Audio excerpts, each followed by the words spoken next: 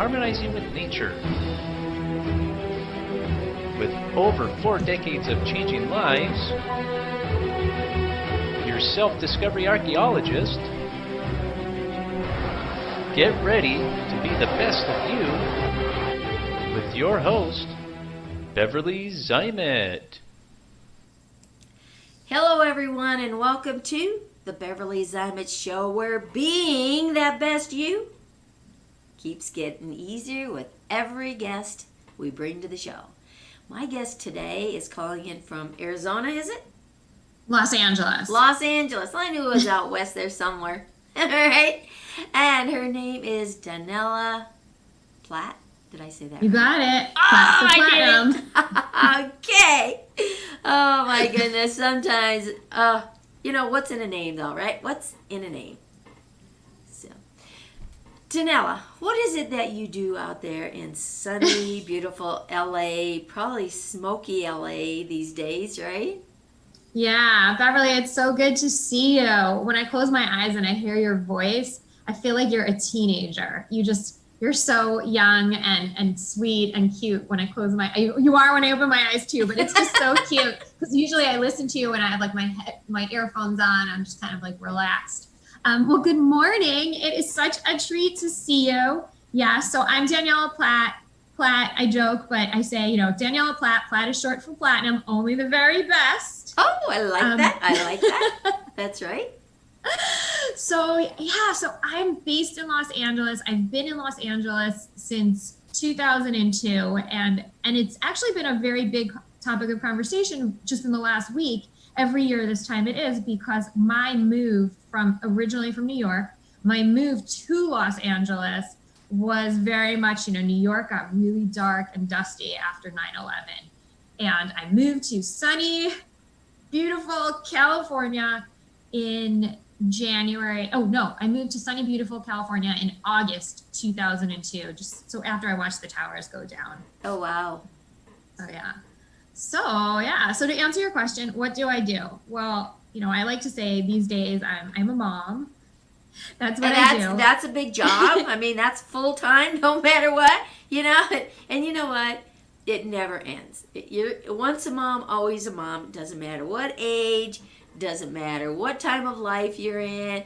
You're always going to be that mother, right? Yeah, and that is like the radical. That is like kind of the axis that I had to rotate to cause this like radical career shift for me. Right. So now I have 2 toddlers. So I'm a mom. I have a 4-year-old and a 2.5-year-old, and they are so cute and so on all the time. So yes, and really they stay on all the time for a long time. They do, and it's really funny because they'll take my cell phone out of my hand. I'm trying to do work. Mommy, put your phone down. You're not listening to me. So it's really cute. So to answer your question, what do I do? So for 20 years, I spent working at advertising agencies and fashion magazines, doing business development for brands that you've hopefully heard of, like Visa, Montblanc, Hugo Boss, Skechers, Alternative, brands that make you stretch like Lycra. So I've created and crafted campaigns and sold media campaigns for hundreds of brands that have fueled your life. When my girls came on the scene, so it's been about 4 years, my girls came on the scene. I said, you know what? I want to do things differently. I want to do things for me. I want to build a legacy for them. I want to take the tools that I have and be able to share them on a greater level. So today what I do is I'm a concept to market strategist. I have a consultancy. It's called Looking Good. Yeah, Looking Good, you as you are. And what I do is I work with brands. I work with brands to help anyone like you take your idea, whether you had the idea, whether it's been in the boardroom, whether you had the idea, you wrote it down on a napkin, or even on your kitchen table, because I see people prototyping, hey, I made this in my house. Right. I work with people on, right? Like, hey, you made those shoes in your kitchen. So I work with people, so I help people take their idea from concept all the way to market, whether you came up with the idea kind of structured in a boardroom, or if you just have the idea and you wrote it down on a napkin. I will work with you to take it all the way to market. And I teach also creatives how to not just take it to market, but also how to sell. I teach creatives authentic selling. And I created a system actually for the selling. I call it the 10 Commandments to be a sales rock star. So that's what I do. I like the word that you say creatives rather than saying entrepreneurs. That word creatives is kind of unique, which every one of us is unique in everything that we do, right? And we're looking at that concept and that mindset, and how you shifted into that. Being in corporate and moving out of that and into a world of the unknown, right, gives us more resourcefulness, gives us more creativity, gives us ways to have to move out of and step out of something of normalcy, shall we say. And wow, you talk about what's going on here in 2020. There's nothing that's normal anymore, is there? So no, nothing is normal. I joke with my husband, till death do us part, but I never thought you'd be here for lunch. So it's just, nothing is normal. And it's, I don't know about you, but it's starting to feel like this is the routine and this is normal, but this cannot be it. So there's always more, and there's always change, but that only happens by the actions you take. Right?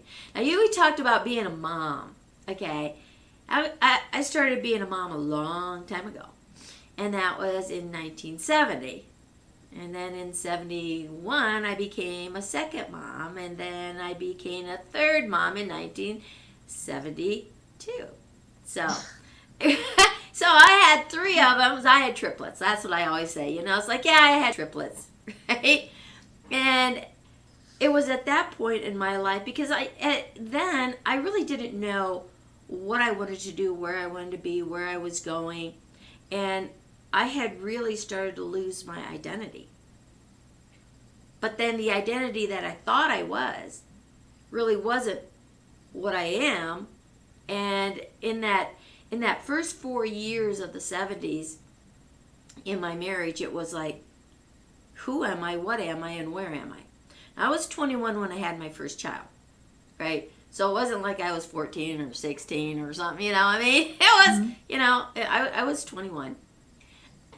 But I really wasn't sure of what I wanted to do. However, I did know what I didn't want, right? And I didn't want to be in Iowa anymore. That was not my dreams.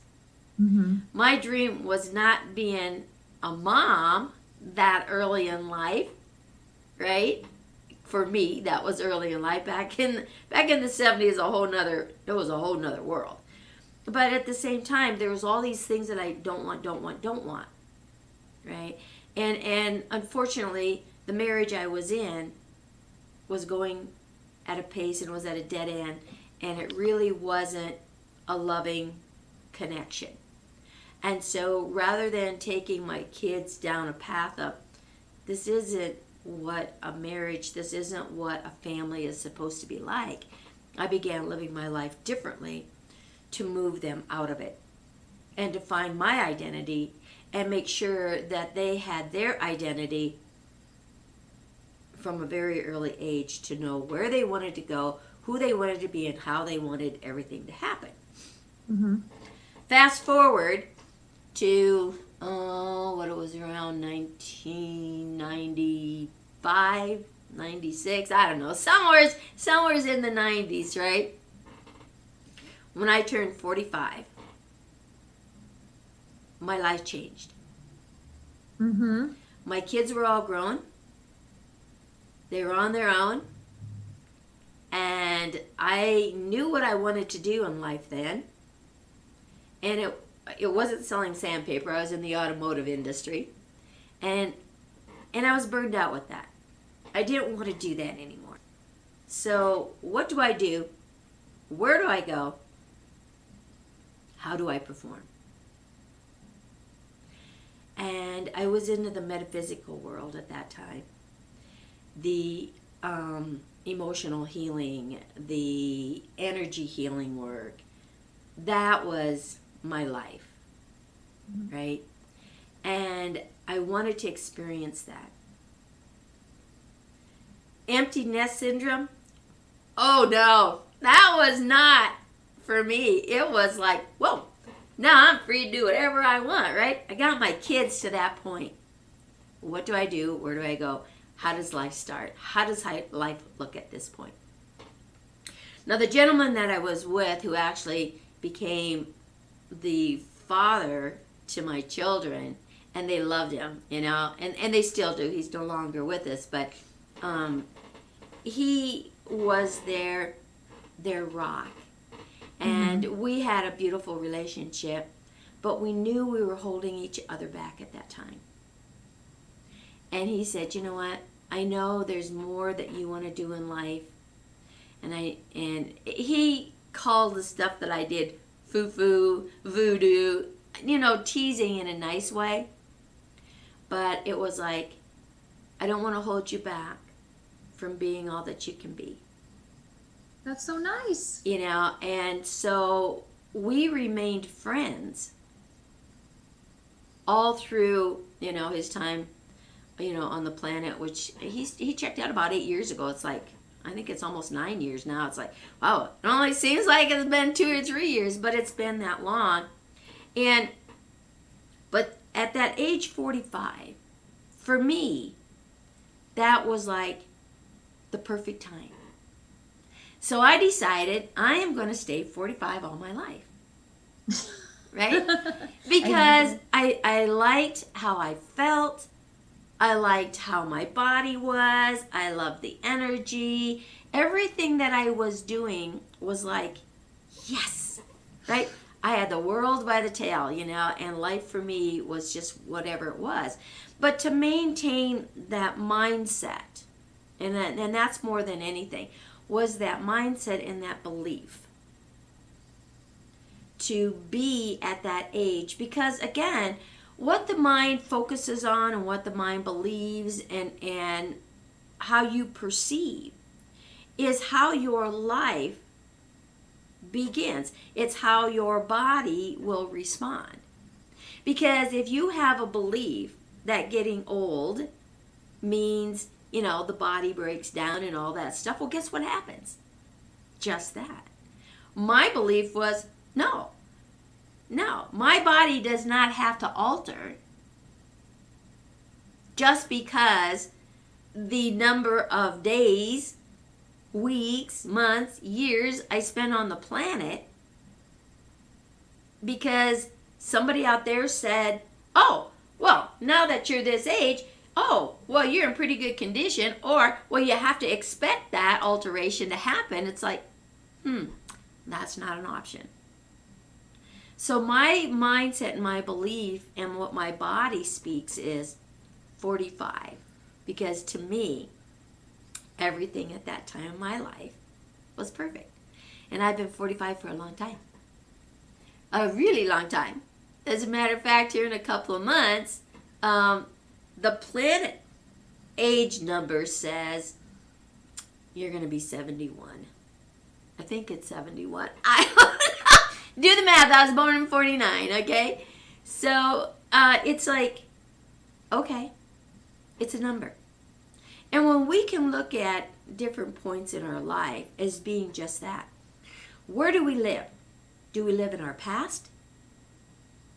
Do we live on our thoughts of the future? Or do we live in the now?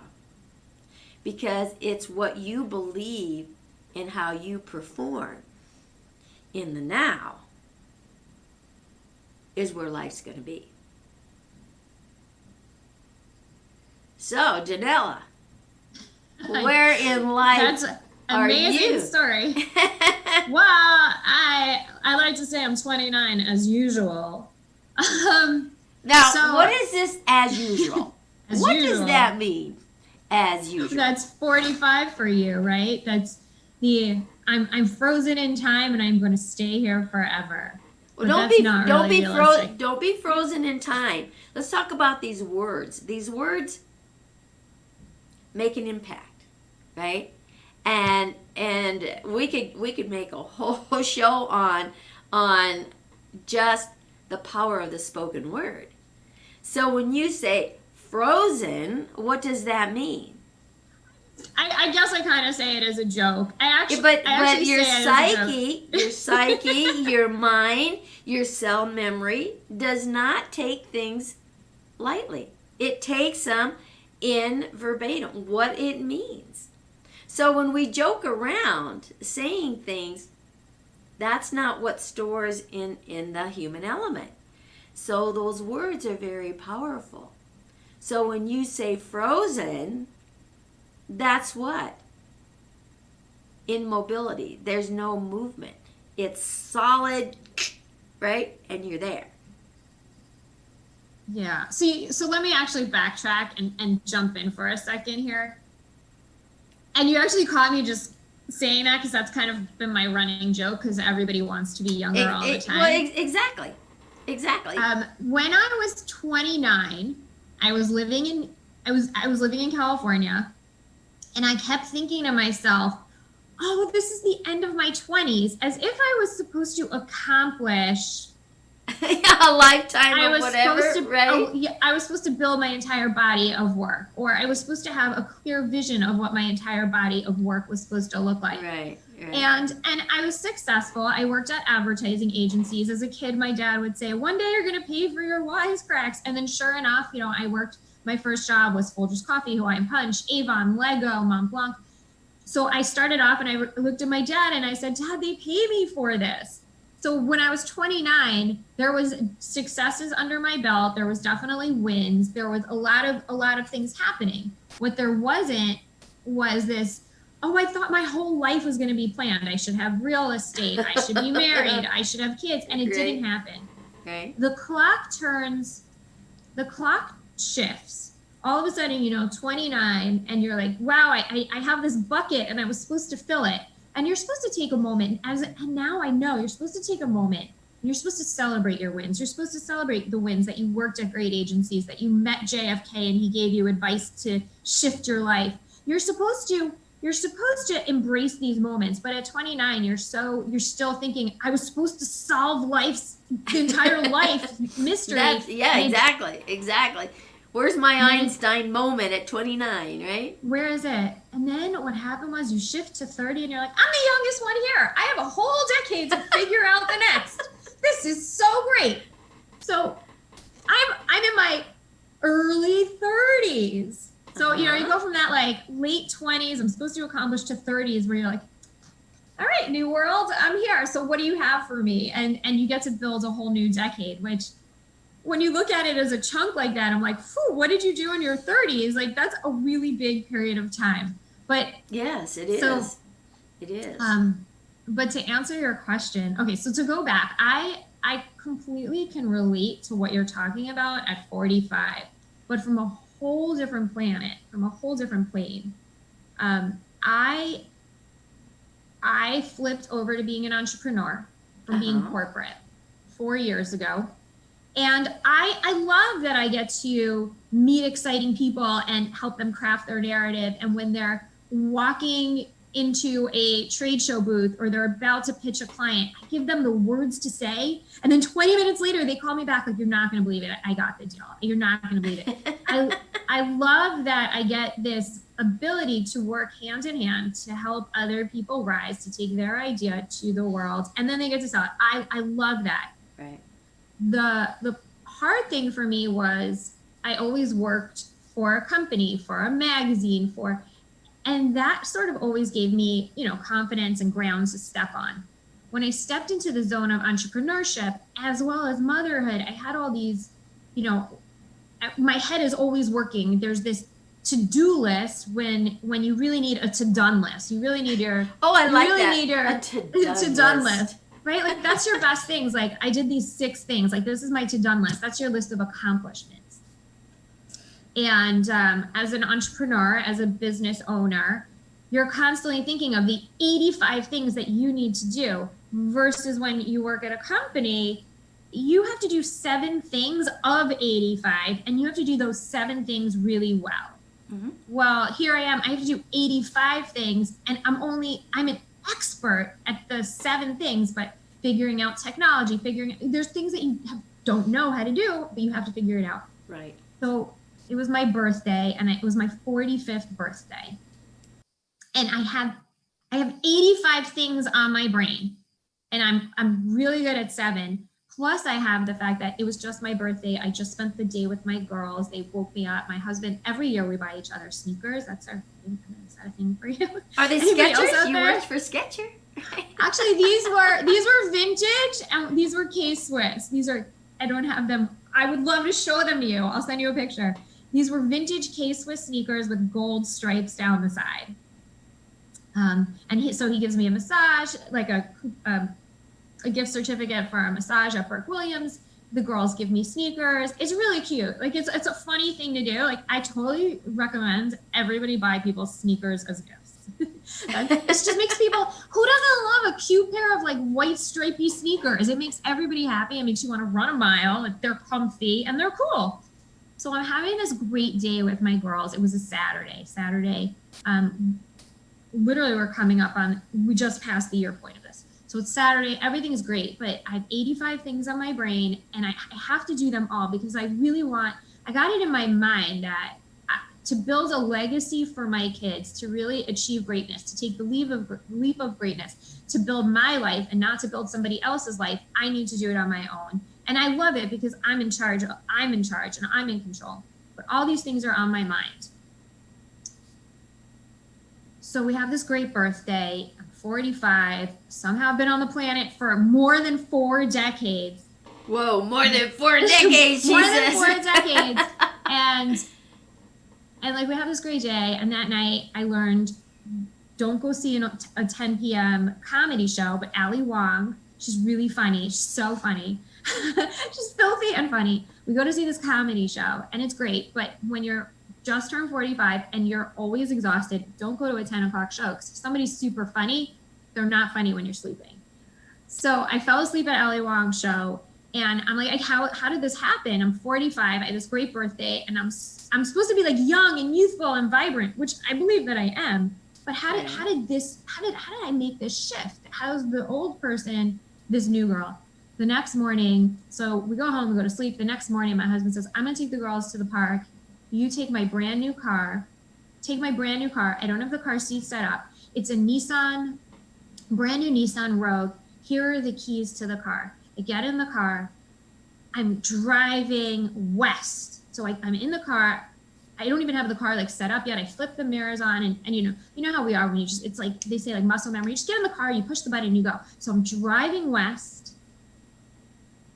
And then it got really confusing. I have no idea what really happened next, but I'm in the ER. Oh my gosh.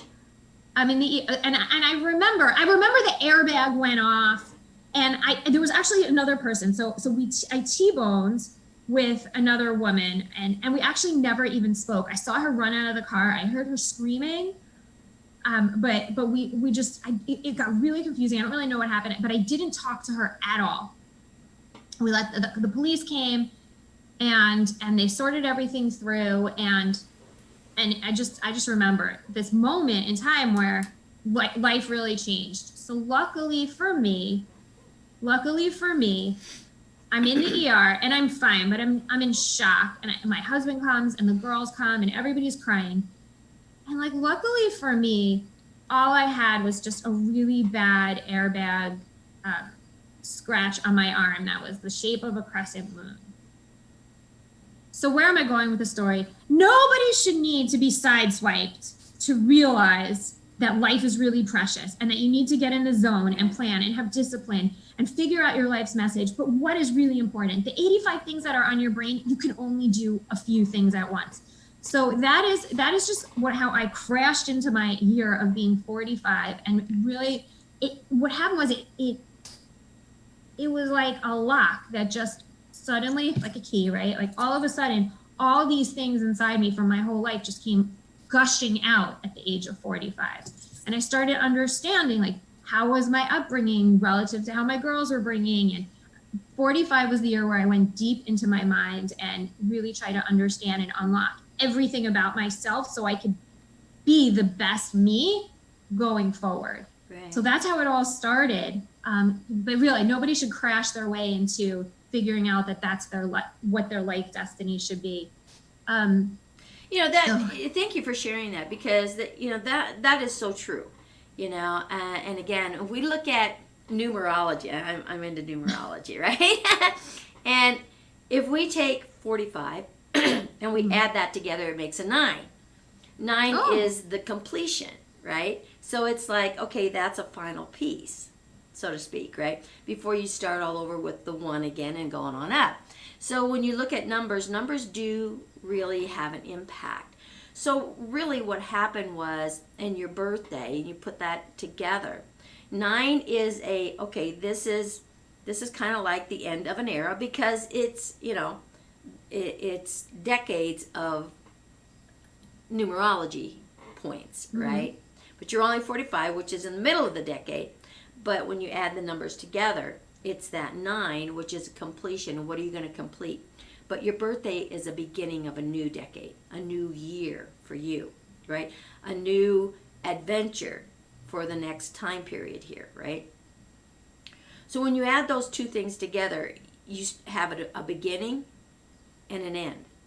Now you have this whole middle of things that you can do. But you had your aha awakening moment, so to speak, as to, wow, life is fragile. Life is important. You never know from one second to the next, do you have time in this dimension? You never know. And so when you begin living life in the moment, as if it were your last, things really begin to shift.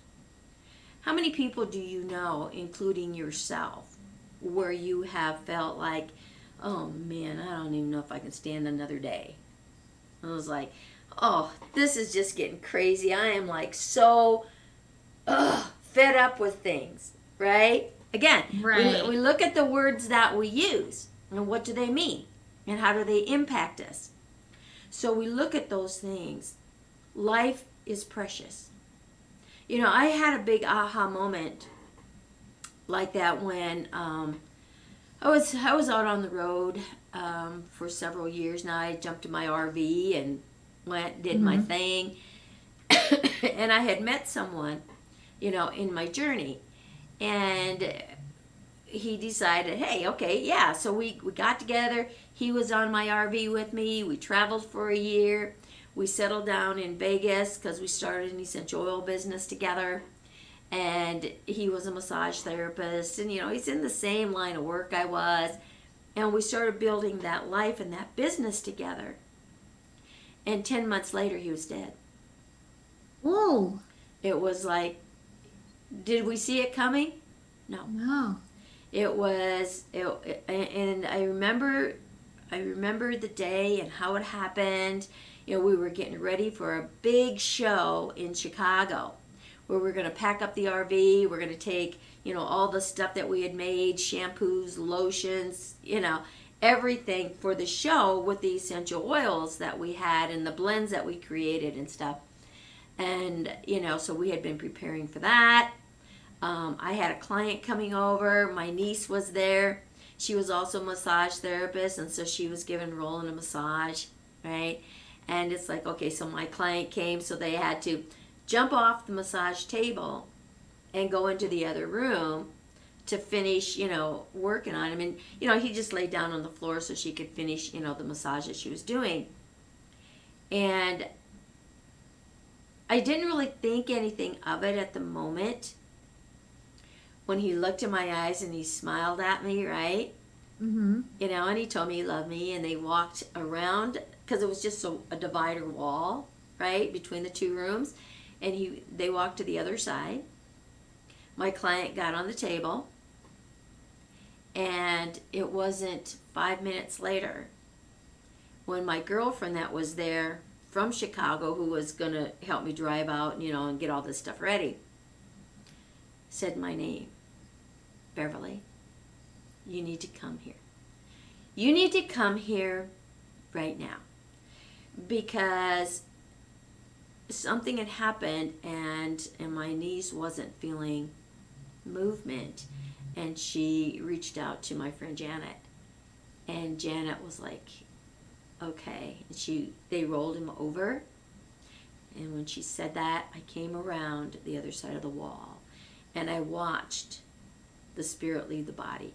It was like this. Yeah, I watched his skin color just turn completely gray, not white, just gray, right? And the spirit leave, and it was like, whoa, you know. And it was like, okay, call 911, right? I started doing CPR. Now, they were only maybe a mile, 2 miles down the road where we lived. And so they got there very fast, and it was interesting, the turn of events and how things happen in that split second. But he had just mentioned a couple days earlier, because we were always seeing the fire trucks and the ambulances going by, right? And his office faced that outside street, and he said, it's amazing how many times they drive by this turn, and then they have to turn around and come back, because we were on Russell and Sand Hill. So Russell was going this way. They had to turn on Sand Hill, and they would miss it. Mm-hmm. And so I said, go outside and flag them down, or they will pass us by. So you have these strange messages, these thoughts that come up out of nowhere. So was that an omen? I don't know. It was just weird. Just these little things and these things that you remember. And so they did go out, and yes, they were moving fast enough to go by, and they were going like, I guess, because I was inside, right? And they stopped, and then they came in, and they took over. Of course, They wanted me to leave, and it's like, I'm not going anywhere. I want to know what you're doing here, because, again, this was my work. This is what I did. It's a life-changing moment. It was.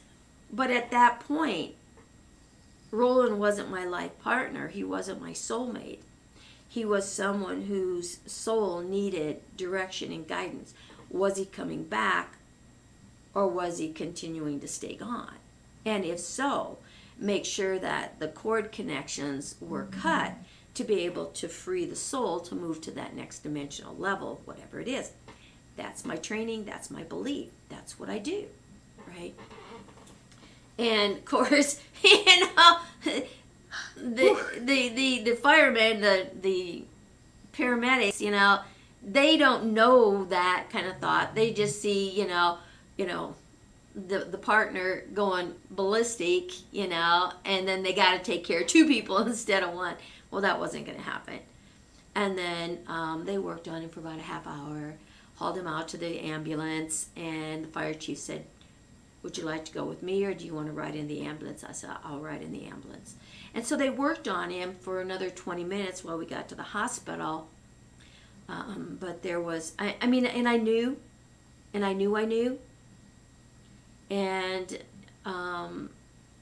that was life-changing enough in itself. But I want to share this with anyone out there who has a life partner, or maybe there isn't a signed agreement like a marriage contract or something, right? With someone that you're living with or occupying space with, however you want to call it, significant others. And there's a lot of that goes on in the world today, right? But make sure that you have an agreement, for medical, where you have rights with the other partner. Because when I got to the hospital, and Power of attorney. I guess that's what it's called, right? Yeah. When I gave them his driver's license, because they needed his identification stuff, and I gave them mine, Nevada does not recognize common law, right? And it's like, oh, your last name isn't the same. Do you have a marriage certificate? When I said no, all of a sudden, and this could be very traumatic if you don't, and it was out of nowhere. All of a sudden, they stopped talking to me. They led me to a desolate room, right? I had no rights. It was as if I were a stranger that walked off the street that said, hey, I found this person on the corner, right? And nothing. They wouldn't even give me permission to go in the room where his motionless body was, because I had no connection at that point. Right? My heart is breaking. You know, My heart so is breaking from the story. when you start learning these different things that, you know, that go on with life, right? Where are these aha moments in life? Where are these shiftings in life? Right? You know, so that was a slap in the face lesson, right? And you know, so when I see, you know, couples that are in that situation, it's like, make sure that you guys have signed a paper saying that you have medical power of attorney or whatever it is that is necessary, right? And the doctor was very nice when he come in, and he told me that, hey, they did whatever. And he was the one that went to the desk, the nurse's desk, and say, let her and her family go here. Right. You need somebody who's going to be your advocate. You know, and the coronary guy that come by, right? It was interesting because he said him and his girlfriend were, you know, not together either, and he has seen this happening. And so this was like the big wake-up call. They needed to get that in place, because it's not pretty. But then again, you know, too, now we're in the emergency room, or whatever the room is that they bring, you know, the bodies into, and we're in there, and my girlfriend Janet and my daughter was there, and my niece, and so we're going to do our little, you know, spirit leaving ceremony, whatever you want to call it, you know, just the release of the spirit, and also, you know, say our final goodbyes, right? And so we, you know, I had Janet bring some oils where we're going to just anoint the body to do whatever. And the paramedics, there was 2 young paramedics sitting kind of in the same room but off to the side, not even respecting what we were doing. Okay? And then as we're standing, just kind of going through ceremony, this nurse blasts through the door and says, you can't touch this body, and you can't. I'm like, oh my gosh, what is going on? I mean, it was like, what am I going to do? Steal the body? Now, Roland was 6'4". I'm 5 foot, right? Right. Oh, I mean, it was crazy. And I just agreed. I said, okay. Right? And, of course, I never listened to what people say anyways. We went ahead and anointed the body, right? And just went through the whole thing. And I kind of created a space at that time, which was something that I knew I could do, and just kind of make all of us in here completely invisible, to give this send-off the beauty that it needed, right? Because this was a sacred time. This was sacred, right? You know, so when you look at life, it's sacred in the moment, because you never know when that moment is going to shift, and you never know what the shift of that moment is going to be. So take a look at things that have gone on in your life. Where have your aha moments been? And how are you going to live your life going forward to be present in every moment of every event in your life without the past telling you it has to be a certain way when it doesn't, right? Because, it's like 50% or more of your life and your beliefs have been justified so that you can deal with them. You can live with the traumas, if you so want to call them traumas, right? The emotional attachment to them. 50% of it's a lie. And then another 45% of that is stuff you trash everybody else's garbage, right? So really only 5% of what you are automatically responding to has anything remotely close to the experience that you're allowing to fuel your activity and your actions. If it doesn't serve you a purpose, let it go. If it happened 30 seconds ago, 5 seconds ago, doesn't matter. If it was 5 years or 50 years or 60 years or 70 years, it doesn't matter. Does it serve a purpose? Take the lesson learned and change it. Every moment is a new moment of adventure, excitement, and newness. And make it just that, right? Absolutely. Even more so. So I'm just going to say that within the year of being 45, the first 4 months, I went around the world to be present because every single person in my family in a different continent had a different event. But here we are, Beverly, in the most unique shift of all, right. COVID. And how do you be present, and how do you show up, and how do you feel good when everything that you know, and I'm somebody that's like, oh, you're in Arizona, or you're in Vegas, actually, right? No, actually, I'm in Denver. When did you move to Denver? In all your story. So, but the point is like, oh, you're in Denver. Okay, so I was gonna say I'll see you in 4 hours, so I'll see you in 6 hours. But here we are. We have. Oh no, it's more like 16, but that's okay. Well, I was gonna fly, not drive. Oh, you're gonna fly? Okay, well then it's a couple hours, right? But now we're in COVID, so that's it's radical. So now we're in a point where we really have to change the way we think and how we do everything, because I can't see you in 6 hours. I actually do need to take the car and see you, and I'll see you in 20 hours. So it's really about changing your mindset, and it's radical, because I think that if you let yourself just say, this isn't what I'm used to, I'm not going to do it. Right. You're just going to be on your couch eating bonbons. And it's not to say that you want to get up every day at 4 a.m. and be on Zoom calls all around the world. Right.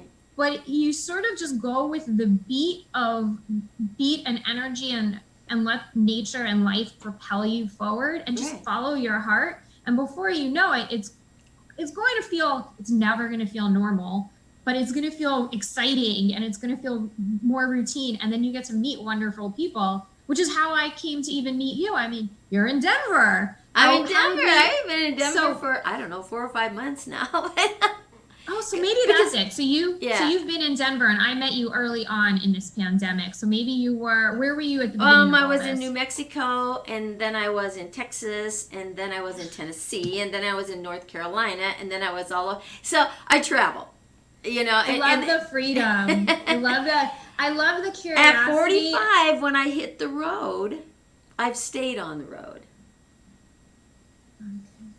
So I've been traveling since, like, I don't know, 97, 95, I don't know, whatever it is. I think it was 97 when I hit the road, a long time ago. And that's when your kids were older. So what happened to me at 45 is I realized how grounded I am, that I have little kids, that they are so important, that it's important to create a legacy that for most of my life, which is maybe where you're at now, most of my life was all about, self-indulgence for me, living in the present and enjoying the moment. And now it's, okay, wait, there's a bigger picture here, and we need to accomplish, and we need to build. And it's that all happened at 45 during COVID. Yeah, well, and it's interesting, where, because everything has shifted so fast, and we talk about normalcy, right? The norm. Well, what is normal? Normal is nothing more than the box we put ourselves in of predictability, right? Everything that was normal was predictable because we knew what the outcome was going to be, or kind of, sorta, right? And it was familiar. And we are creatures of habit. Instead of, we should be creatures of consistent change. Because change is all around us. Change is going to happen whether you go with it or not. Change will always happen. So when you look at how the COVID, when all this started, it wasn't, oh, we're going to slow things down and move. No, it was like, boom, nobody leave. Keep your butt at home. Well, actually, oh my God, it's going to get you. The boogeyman's really here.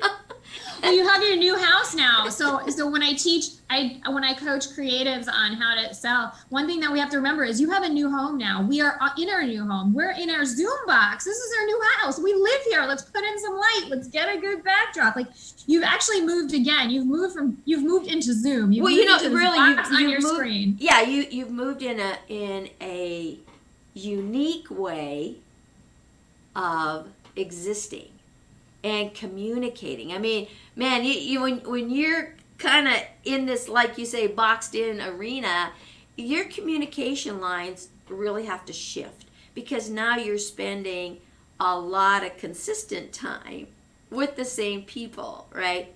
And thank goodness we did have Zoom, because it has opened things up. We'll touch a little bit here on the virtual reality and what that is, and then, right, and virtual reality, is not virtual.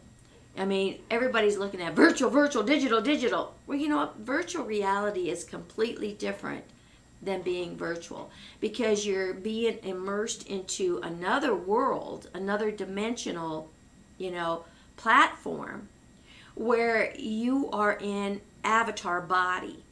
But that avatar body looks like a human body. It dresses like a human body. It responds like a human body. The mind says, there is really a person here. When you're on this platform, now you have a background and I have a background, and they're different.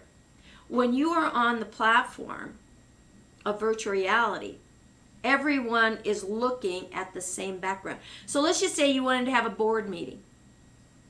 Or let's just say you're meeting fashion designers from different areas around the world. You have this world that's been decked out to look like a designer's build, or wherever, however you meet, right? Your office space, that space.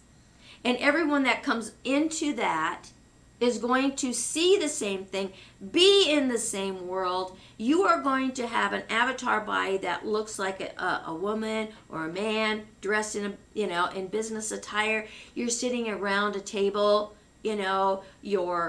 wherever it is that you are, and you are immersed in a conversation that becomes so real, because the mind says, oh, we are all here in this same space together.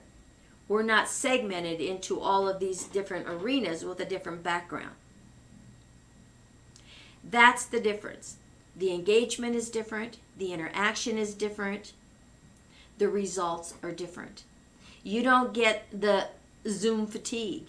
You don't get the staticness of what's going on behind you, what that other person is doing and jumping all over. Because in the avatar world, you are right there in focus, sitting side by side, having a discussion. You might be doing really something cool over here on this side in your meat machine, right? Whatever. But you are in a business setting there, and it is there. We have the technology. Why not use it? And virtual reality is the next level up. And that's where it's going for business, education, entertainment. Everything is an event in life. Everything that you do is an event. When you go into the virtual platform, it's a different way of experiencing that event. and you want to bring some familiarity together, because again, it's what the psyche knows, it's what the mind knows that immerses you into that connectedness. And that's the key. Are we connected here? Kind of, sort of. Because I see you and you see me. Isn't that a song? I see you and you see me? What? No. Okay, but in the virtual reality, it's not about seeing you this way. It's actually being in total engagement in the same setting, in the same moment, being able, and you will find yourself, so now you're looking, so let's just say you're in a round table, right, and everybody's talking, and there's actually a screen up there. You can throw up a PowerPoint that you're going to discuss or whatever the case may be, right? And you're all sitting there, and you want to talk to the person, you want to talk to Sally sitting next to you. You're gonna see yourself as we're looking at one another here. You're gonna see yourself in the virtual reality going like this and say, yeah, Sally, remember when? And you're like, oh my gosh, I'm over there, but I really feel like I'm over here, like she's right beside me. You will find really yourself doing those things. That's when you know you're connected. And one thing that this pandemic has done is created a separation, a disconnect. Virtual reality returns the connectedness which the human element, we as human beings, are designed to be connected. That's the difference. Right? And so we're doing events of all kinds. We got a continuous event starting October 1st and overlapping from the fall event into the holiday event all the way up to the 23rd of December. And, well, stay tuned and watch out for this. And we need to get you into that event, young lady. Because what do I need? Just the Oculus glasses? No, you don't even need the Oculus glasses. You just need a PC. Okay, that we have. Yeah, there you go. So we'll get you all set up and ready to go. Well, I think that's super interesting. So during this time of COVID, when we're home and everything, I actually sat down. I said, I've always wanted to write a book, so I actually did write a book. And so I have you got a book? I got a book. We all got a book. So we have books. So I know so what happened was, in this year of being 45 and being sent back to COVID, it was like, okay, go home and do things that you could never normally do. Right. Well, a lot of what I talk about in the book is how to build a fashion line as well as authentic selling. But one of the things that I get into a lot is, in the process of selling, so much has to do with like hugs and being in touch with people and seeing people and being tactile and going to this trade show and going to this event and walking this and since we've been in COVID, I'm thinking to myself, how does the notion, how do you bring that familiar outside world into a reality? And I think that that's what you're saying, like all these things, like so the concepts are the same, but so what you're offering is, this is now a tool that we could use in business, to create that connected feeling. So when you're talking about be present with people. When you're talking about conferences and you're talking about going to vendor events and things like that, with the virtual reality world and how we've recreated in there, everyone has that space. So that now you can go to an event and you can walk around like you're in this convention hall and you're going to see everyone's space, right? You're going to, and when they're there, the avatar is there, and now you're talking to that person that's in their space and they're in their booth, right? What do you have? Everything is a clickable item. So you could have your book right there, and it's a clickable item. It would take them right to where you wanted to send them, whether it's to a website, whether it's to Amazon to buy it, or however the case may be. It's all right there. So now you're walking through this convention center, booth after booth after booth after booth. How fun is that?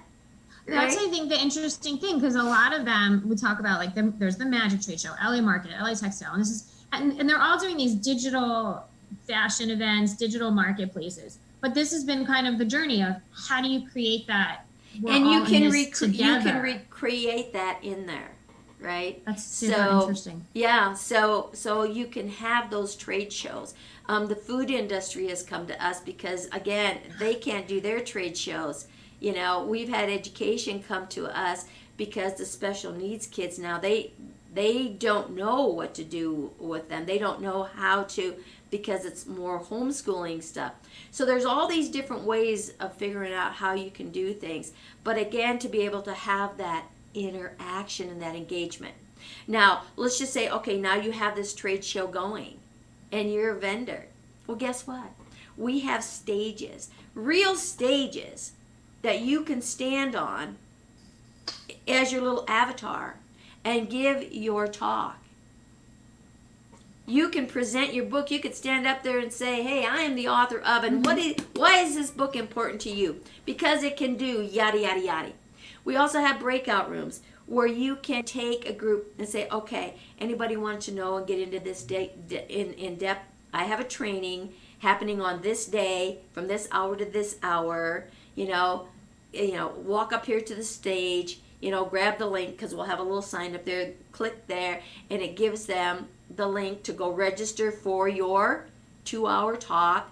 They're going to come back in here into the space where you are in an auditorium, space where you're going to be teaching them. If you want classroom space where they need desk space, we can put you in a classroom type space. All of these things are available in virtual reality, and they call it virtual reality because it's the reality of what is familiar and where your focus goes. And you will find the trainings are going to go smoother, and people are going to learn faster. They're going to learn more because they are immersed and they're right there looking at you. Now, we can take this one step further. As an avatar, it's great. However, if there's something that you need, let's just say you're a yoga teacher or Tai Chi or something like this, right? And of course, the avatar is not going to do those moves, like what you need to do. We can actually take your physical body, transpose it onto that big stage in the virtual reality world, and they will see you as they're seeing you right there on stage. So like what you're doing with fashion. Let's just say you want to have a fashion event, a fashion show event, but they need to walk down the runway to see what these clothes look like, right? Mm-hmm. We can do that in the virtual reality so that they can walk down the runway and be seen and turn around, right? So, and to your point, so right now all the rules are being rewritten, all the roadmaps are being recrafted. Everything that was old, that was outdated, doesn't even exist. So you're in the right time and the right space because everybody now is thinking, okay, so what can we do? We don't do it that way anymore because we can't do it that way anymore. So what else is out there? Exactly. Your timing is so because everybody's like, all right, what am I supposed to do? This is all new territory to me. Right. So your timing for me to say, okay, let me add this to my selection and my offering that I share with clients is brilliant and spot on because nobody's heard of it. It's unique. It makes sense. It's cool. And it's fun. And the timing is right. It is. And we started this in January, not knowing in March, life was going to change. So, and the longer it goes on, right, people are beginning to find, businesses are beginning to find that, the Zoom meetings, the paper trails, the webinars, they're not being as effective as they thought they were going to be. So the virtual reality is really the next step. It's not complicated. It's different. You don't just get in by click, poof, here you are. There's an onboarding process that needs to take place. It's very simple and easy. It's just you click here and then you click here and then you click there. And we walk you through it. We teach you how to get your avatar, how to dress that little avatar so you can put them in all different kinds of outfits. And guess what? The really cool thing is, when you're in the virtual reality world, you're going to be beautiful. You're going to have your makeup on all the time. Your hair is going to be in perfect. Your clothes are going to be perfect. It doesn't matter, right? So you could be tired as all get out, look like, it's like, man, I was out too late last night. I had one too many beers, or whatever the case is, right? Because in the avatar world, it's already perfect. So it doesn't matter what you look like in this machine. Where in a Zoom, you got to get up, you got to get dressed, you got to put your makeup on, right? You don't have to do that in the virtual reality world. And when you're at a show, when you're running a vendor show, right? Guess what? You don't have to haul everything there. You don't have to get a hotel room. You don't have to, all of these. I have a question. Can virtual reality also take kids to school? Let's put it this way. If you need to put them in a vehicle, haul them off somewhere, no. If you want to use your PC vehicle in your home, the answer is yes. It's like with the event that I'm talking about. We're actually going, because it is the fall festival holiday, right? So we have Oktoberfest, and then we have Halloween. So we're actually going to make it available for parents, right? So they can bring their children, into the event, and we'll go into a location where we're going to have like pumpkins sitting around and maybe hay bales or whatever to have it decked out like that, so that they can come, sit down, and have a child's story read to them. Well, that's cute. Right? So yes, we can. And that's one of the educational things that we're working on, with schools, is to be able to bring, K through, 12th grade and even colleges into the virtual reality platform where they can engage. We can take them on field trips. We can take them on field trips under the water. We take them on field trips and take them into dinosaur land. We can take them on field trips and take them to a planet where they can learn. We can actually take them to Pluto, jump on the planet, and then have a quest up there. What are the gases on the planet? What are the rocks on them? What is it made of? And be able to experience that. That's engagement learning, right? And so it's just never ending, right? And those are the things that can happen in virtual reality, to where you can take kids on field trips. We can take them back to the Stone Age. We can take them back to Egypt and into the pyramids. We can take them on adventures all around the world that you can't take them on a field trip if you're driving them to a car and putting their butts in the seat in a classroom. So again, we've expanded through virtual reality, and we've changed the way learning is, the way education is taught. The kids of today are not learning the same way we did. It was a kind of a forced learning. So how do we learn? We learn by engaging and by seeing.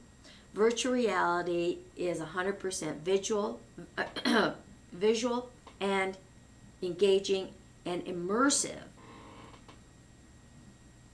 And we can take you wherever you want to go. Then you don't even have to jump on a plane. You don't have to get a hotel room. So the kids are learning differently these days, and they're pushing for the technology. It's in their blood. It's like you said, what? Your 2-year-old grabs your phone and said, "Mom," right? Well, they can Pay tell attention to me. You're not listening. That's right. They're actually waiting for me. In joking, I actually do need to go take them to school. Well, you know what? We've been on here long enough, so it's time, right? And we can come back and talk about this again. So I'd love to. And that's what happens when you start to get immersed into different things. Right? I think you're so. I just want to say thank you to you, Beverly, and I want to say thank you to your audience. I would love to keep. I love the idea of. I love so many things that you talk about in terms of like the way you think about the metaphysical world and the mind, and how we channel different stages and ages into different things. So I'd love to keep talking to you about that. We're going to bring you onto another show in the virtual reality world. So let me bring that. So here's my proclamation. I think this is really cool. I think that there's a lot of people out there that have been doing, we do things the same, and then all of a sudden it's like, forget that. That's just digital business card. Like, I'm not touching your stuff. So, we're all things digital now. Everybody's acclimated towards Zoom. Now we're like, well, how do we make the Zoom? We got to make your beautiful Zoom house. We got to pump in some music. We got to make it lift up the lights. We got to engage. We got to throw VIP parties. Make sure you're drinking water at the same time I am. Like, let's throw some happy hour. Did you go to the store? Did you get the ingredients? So there's a lot of things that we could do, but we've kind of like, not that we've mastered the Zoom, but it's time for the next elevation. It's time for the next level. So I would love to I'm going to keep talking to you about that. And to my fashion brands, and to any brand, not just fashion, to any lifestyle or school or system, I think that this is the next way to engage. And I think it's something to consider for everybody as a concept to market strategist. I think everybody needs to find ways to just really holistically connect, but also be creative and challenge your mind. Right. So I think what you're doing is just so brilliant. I do have to take my kids to school, so I'm just going to say thank you for this opportunity. Well, thank you for being here. So it's time to say, can I just drop my contact? Can I just drop my contact information before drop it? Tell us where we can reach you and how they can get your book. Sure. Okay, so I'm Daniella Platt, and truly the best way to reach me, you can either find me at Instagram, it's at lookinggood, or on my website, it's the same handle, lookinggood.com. So you remember it, it's YAYA, which means you're looking good, you as you are. I have a free gift if that will entice you or excite you. I have a free gift starter package to get you enrolled in kind of just a few of my favorite sales scripts that I've used hundreds of times that always works, and some tips to help you take your idea from, your mind into the world. You can get my book on the same website too. It's all right there. Just reach out to me, and you don't even have to do anything. Comment below. Reach for her right here, right? So, Daniella. Thank you so much for being here. So, go out there, be that best you can be, because Daniella and I are going to be what? The best we can be. We'll see you all in the next show. We'll see you in virtual reality. All right, see you in virtual reality. We're all in the same room. Bye, everyone. Thank you, Beverly.